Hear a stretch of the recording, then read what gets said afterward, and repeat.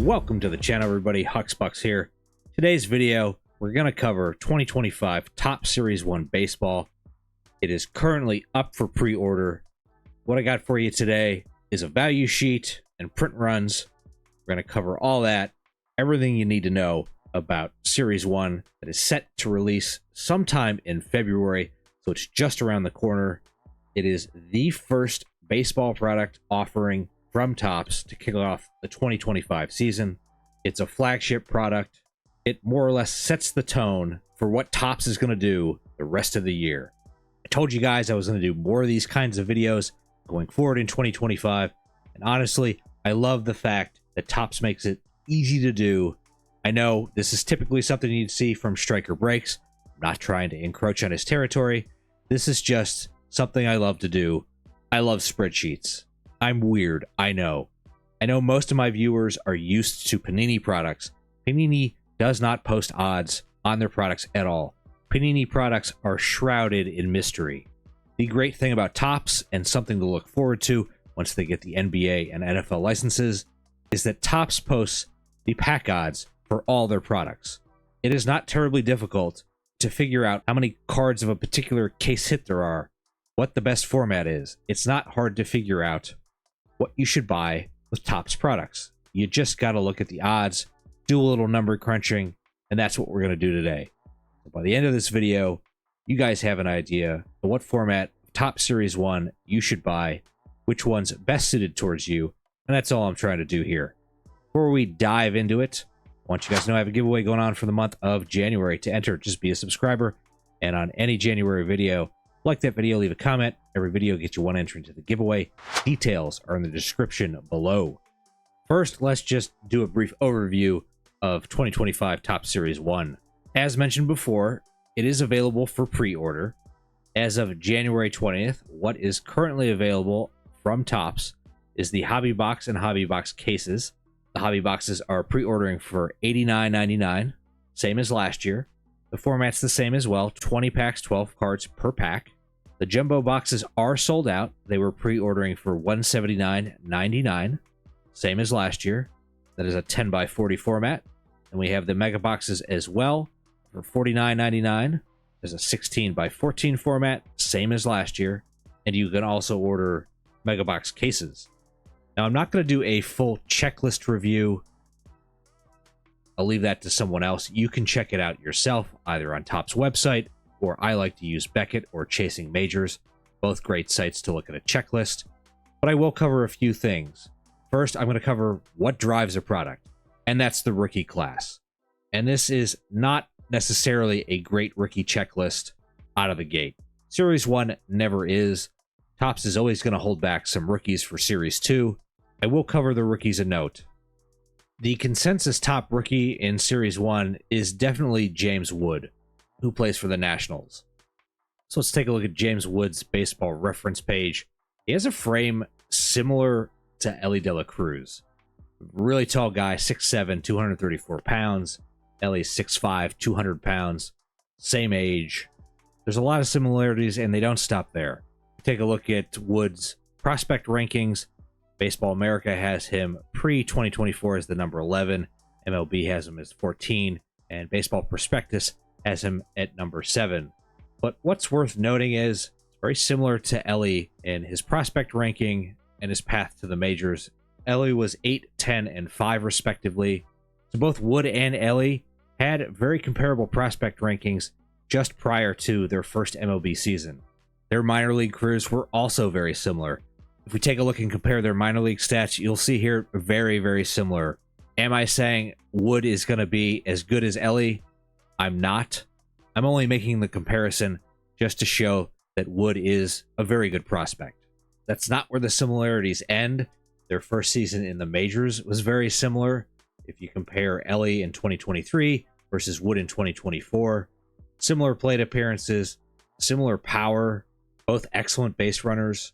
And actually, Wood, his OPS plus was significantly better than Elly in this first season. Again, I'm not here to tell you that Wood is better than Elly, just that they're very similar players in their tool sets. The consensus second best rookie in the draft is also from the Nationals, and that's Dylan Crews. Prior to last year, he was the number 6 rated prospect according to Baseball America, number 7 by the MLB, and Prospectus had him at number 5. Going into 2024, MLB has him as the number 1 rated prospect. He's 22 years old. He's an outfielder. In the minors, he started off scorching hot from 2021 to 2023. Kind of cooled off in 2024, but he got called up to the majors. Well, his first stint in the majors didn't blow the socks off anyone. He had an OPS plus of 82. He did have a WAR of 0.6. He had limited plate appearances. He's 22 years old, and really the second guy you're looking for in Series 1. After the paranational players, it drops off some. I don't want to say significantly, but it does drop off. Your third guy you're probably looking for is Kobe Mayo. He's a 23-year-old, plays for the Orioles. That team has just got so much talent on it, just young talent. It might be hard for Mayo to find. He is MLB's number 8 prospect heading into the season. He did have a very, very brief stint in the majors. Didn't perform that well. He's 23 years old. And the next guy is a pitcher, not sexy for the hobby. That's Rhett Lauder, also 23 years old, plays for the Reds. Posted some pretty solid numbers in 2024.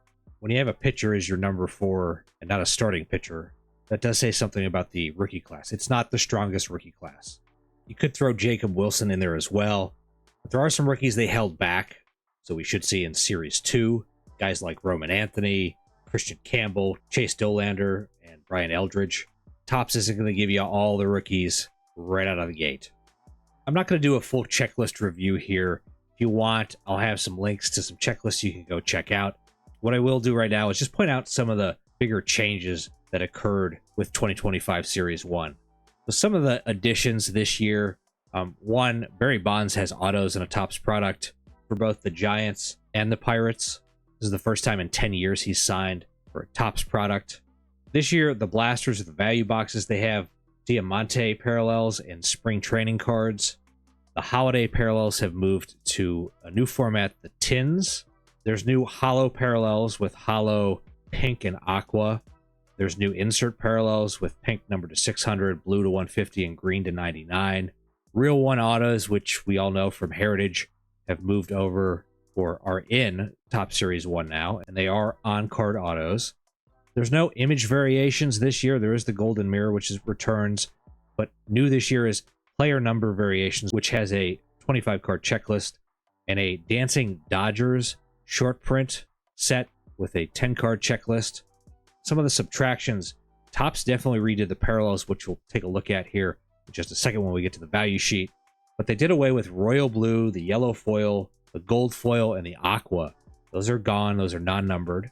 Some numbered cards that have been a staple of Topps flagship for the longest time that are gone now are Black, Mother's Day, and Father's Day. Those are gone. They also removed the higher numbered parallels in the blue and purple holo foil, which were $9.99 and $7.99 respectively. There is no Stars of the MLB Chrome this year. Stars of the MLB is still back for another year. There's also no cut signatures in Topps Series 1, which is a little disappointing.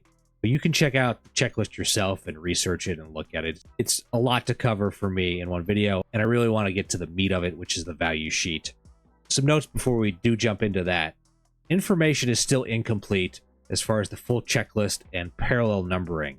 So I'm going to make some assumptions in this, and I'll try to point that out when I do. The checklist has remained at 350, same as last year. As mentioned before, there's a total reshuffling of the parallels. The formats appear to remain the same. Nothing has changed there. Same amount of cards, same amount of packs, but everything is relatively the same. So let's jump on over to the value sheet. All right, let's first take a look at the different formats available this year. I don't have them all listed.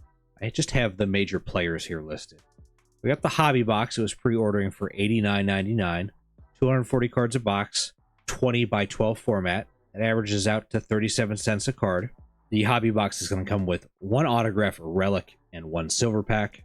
I guess I should note here, I didn't account for the silver packs in any way, shape, or form. The jumbos come with one autograph and 2 silver packs. So make of that what you will. The extra silver pack in the jumbo adds a little bit of value there. And the jumbos, they pre-ordered for $179.99. You get 400 total cards. That's a 10 by 40 format. 45 cents a card.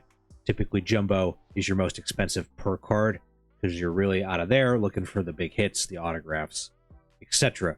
The hanger boxes, $12.99. Maybe you can find them cheaper. 59 cards, same as last year. 22 cents a card.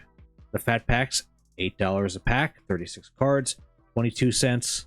The value boxes, 25 bucks, 84 total cards in the 7x12 format, 30 cents a card. And then last, the mega boxes or monster boxes. They keep changing the name every year. $50 a box, 224 cards, a 16x14 format at 22 cents a card. Now let's get into good stuff. Want to know what's the best format? Where's our best value? Here, remember, green is good, yellow is okay, orange is not so good, and red is bad. First, let's look at the non-numbered parallels. I will note here, I didn't include two non-numbered parallels. That's the sand glitter and the confetti, which are new parallels, exclusive only to the HTA or jumbo box.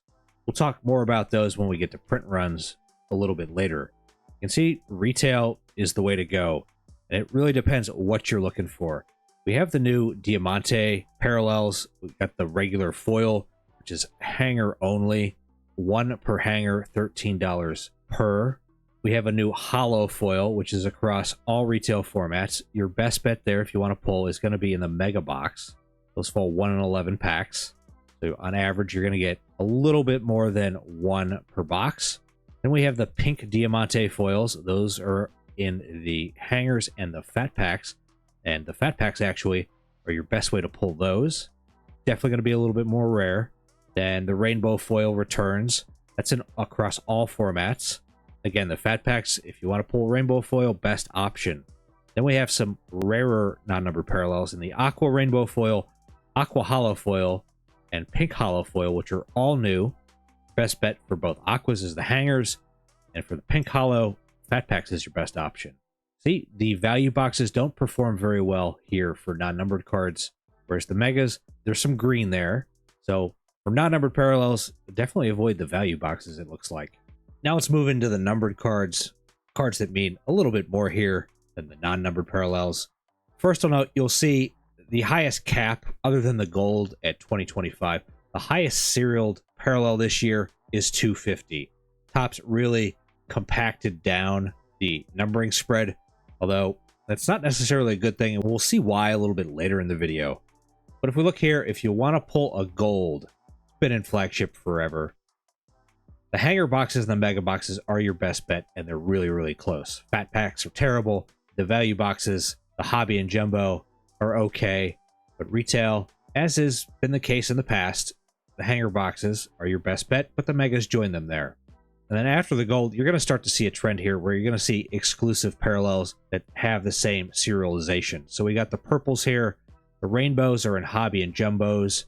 Hobby is the way to go. Purple hollow is retail only.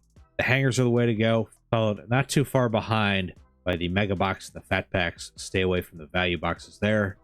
Now the red crackle foil board, numbered to $199, is mega box exclusive. Very hard to pull if you look at the cost per. It's a very expensive pull out of the mega boxes. Don't expect to pull that. Then we have the blues, numbered to 150. Again, you got the rainbow in hobby and jumbo. Then you have the blue hollow, which is retail. Again, sense a trend here. Hangers best, fat packs, mega boxes not far behind. Value boxes stay away. Same deal with the green rainbow and green hollow, which is numbered to 99. Vintage stock still numbered to 99. Across all formats, hangers and megas your best bet. Independence Day, thankfully they didn't get rid of that. I love how they redesigned it last year. Same story, hangers and megas. And this year we have a gold rainbow numbered to 50. That's hobby only. Hobby is your best bet. And a gold hollow, retail only. Hangers and megas. And we have the gold Diamante, which is exclusive to hangers. So that's a pretty impressive addition, that you're getting such value out of the hanger boxes and an exclusive gold Diamante parallel to pull as well. Then you have the canvas across all formats. Hangers are the way to go. Orange to 25. The rainbows, hobby only.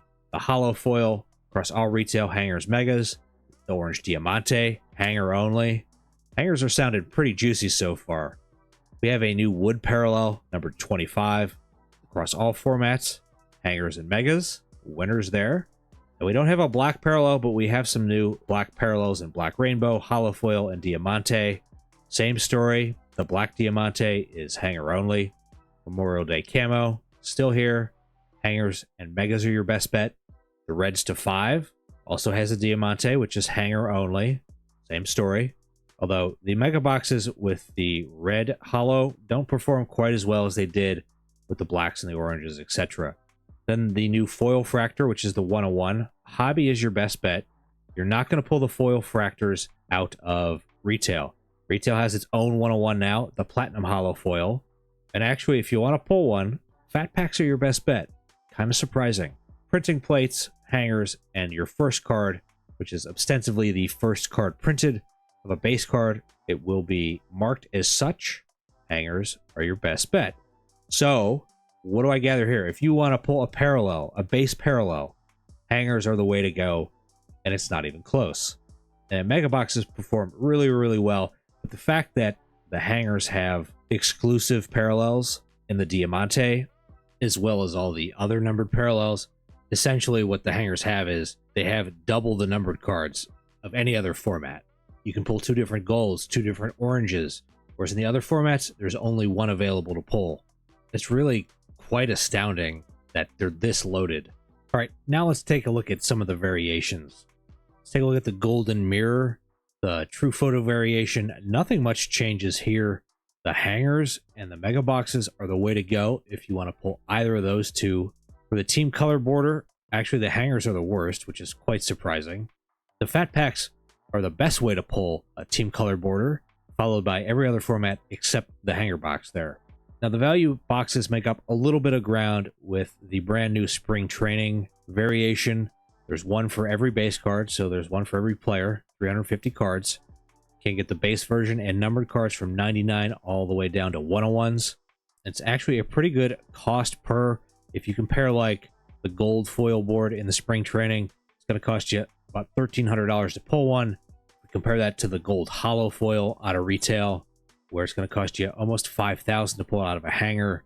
You got a pretty good shot to pull a low numbered card of a spring training variation out of those value boxes. So that's a strength of the value box. So far, really, it's only strength. Now let's take a look at the shorter print inserts or case hits. These aren't all technically case hits. And I'm sure you noticed all the green over there on the right-hand side. Those are the mega boxes. Best way to pull a heavy lumber, a home field advantage. Just about tied with the hangers on the legendary home field advantage. Very tough pulls. Placta, which is new this year. Best way to pull. Now, all aces is hobby only. There's also an all aces gold. Super, super tough pull. And you have the social media follow. I assume what this means is you pull that card and that player will follow you on social media. And the value box and the mega box are the 2 best ways to pull that. Not that it's realistic, but it could happen. So not only is the mega box the best or near the best in all those, it also has its own exclusive Mega Stars insert, which is not that common. The base falls every 320 packs, and you have parallel versions all the way down to foil fractor 101s. The mega boxes are pretty juicy when it comes to the shorter printed inserts.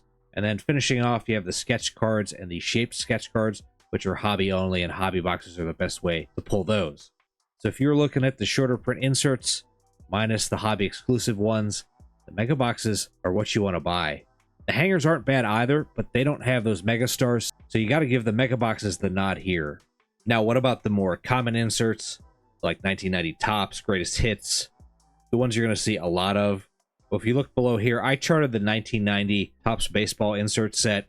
All the other ones, the common ones, they pretty much line up the same way here. We just don't need to look at every one.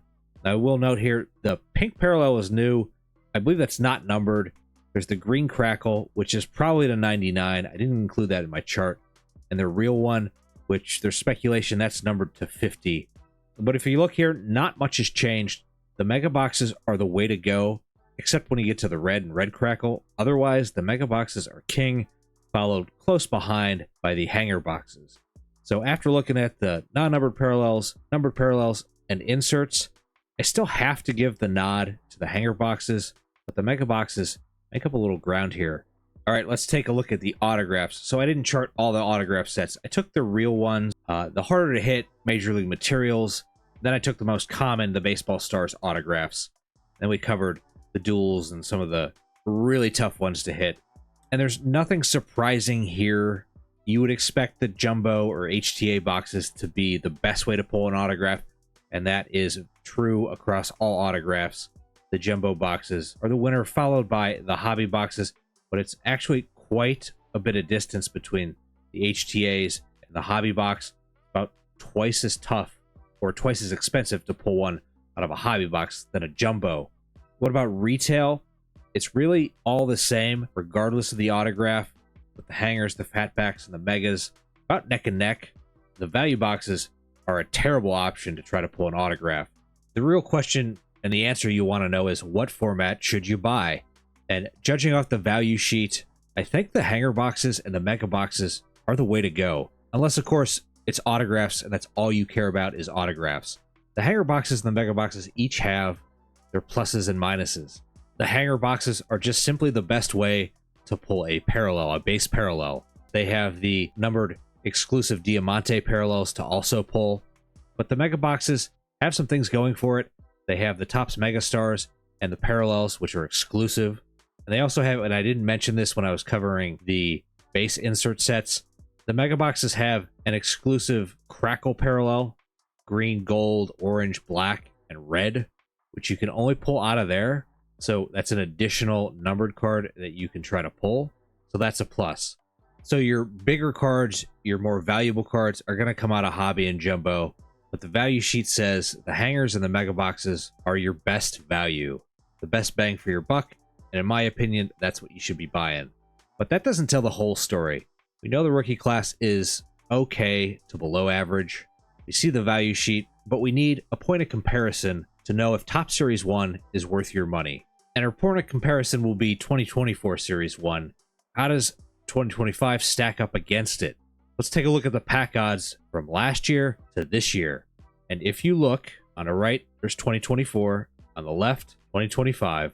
You'll see that for the base parallels, the odds have increased quite a bit. For the hobbies and the hangers, the odds generally across the board have increased 20 to 30%. While the odds on the hobby and the hangers has gotten worse, and that's pretty much across the board for the value boxes, the fat packs. The jumbos have actually improved from 2024. The same goes for the short print inserts. Here we have heavy lumber and home field advantage. They're harder to hit than they were in 2024. The same goes for the golden mirrors. And if you look at the Baseball Stars autograph, I wanted to point this out. The odds drastically improved, but that is very deceiving because in 2024, the Baseball Stars autograph checklist was only 137 cards. In 2025, it is crested 200 at 201. So while the pack odds improved, that's because the base checklist nearly doubled. And this is all leading towards print runs, which we'll get to in a minute. But first, I want to talk about the over-parallelization that Topps is embarking on with 2025 Series 1. I had mentioned earlier in the video how Topps reshuffled the parallels for 2025, and boy, did they. So right here, we're looking at every year since 2020 forward, the number of parallels broken down to see how parallels have increased year over year. In 2020, Series 1, there was 26 total parallels, and that includes non-numbered parallels. 26. It started to increase in 2021 by 25%. It actually decreased in 2022, increased again in 2023, took a massive jump in 2024, and took another massive jump this year. There are 87 total parallels variations in 2025 Series 1. Plenty of people last year were up in arms over the parallel increase. Well, in 2025, Topps said, hold my beer. Nearly 40% increase in parallels. That's crazy. And for me, what's most alarming is that Topps has taken a Panini-like approach here to parallels. In the past, Topps has always tried to stick to one color, one numbering. And they did a relatively good job up until last year. But this year, they've gone a little off the rails. If you look at the numbered parallels here, base numbered parallels to 25, there was one last year. There are 5 this year. number to 5, the Reds, there were 0 in Series 1 last year. There are 4 this year. And all of this is in service of one thing, and that's production and print runs. So here we have box production runs for 2025 Series 1. See, hobby boxes, 122,430. It's actually down 32%, but that's because they increased jumbo box production by 20.9%. There's 118,650 jumbo boxes produced for Series 1. Hangers are up 25%. Fat packs, I don't have a production run from last year. Value boxes are up nearly 14%, and mega boxes are up almost 9%. Last year, Series 1 was everywhere. Well, this year, it's going to be even more everywhere. It is going to be all over the place. Retailers are going to be overrun with this stuff. And it is all in service to Fanatics 10xing the hobby. When they say 10xing the hobby, they do not mean 10 times more hobbyist collectors. What they mean is producing 10x the product. They want to increase revenues. They're a company. It's their job.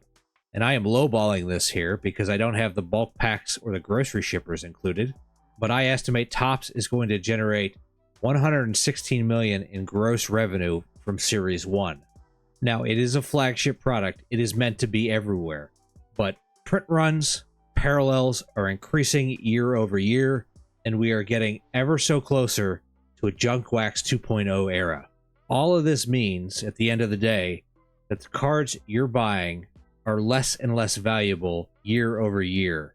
What the real kicker is that the price points don't change to reflect that.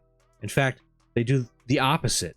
They either stay stagnant, which if you're increasing print runs and not adjusting the price accordingly, when your product is becoming less valuable, it's just the same and no different than keeping print runs equal and raising the price.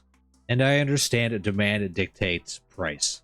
But I'm here to tell you that 2025 Series 1, there is not enough demand in the world to clear this off shelves. Fanatics wants it to be everywhere, and it will be everywhere. There'll be more of everything, more rainbows, more silver crackles, more team color borders, more megastars, more City Connect patches, more Major League material relics. There's going to be more of it all. So is this a product you should buy? I guess is what I'm getting at. Yes and no. Yes to the fact that it's a flagship product. It's meant for everyone to open. We didn't really care in the Junk Wax era when we were opening packs. We didn't know any better. But now we know, and that's where the no comes in. In a hobby that's littered with products these days, with ever-increasing prices, it's even more important to put your hobby dollars where they belong, and more importantly, where they deserve to be. And I don't think what Topps is doing with their flagship products is a place where your money deserves to be. So if you do decide to open any Series 1, you have the value sheet, you know what format to buy. So I hope this video helped out a little bit. Hopefully you learned something. If you did like the video, and I apologize that it was a long one, consider subscribing to the channel, hit that thumbs up button, like the video. You're going to see more of these videos, these types of videos, going forward on the channel. I do want to thank you guys for watching, spending even just a minute of your time with me today. Until next time, peace.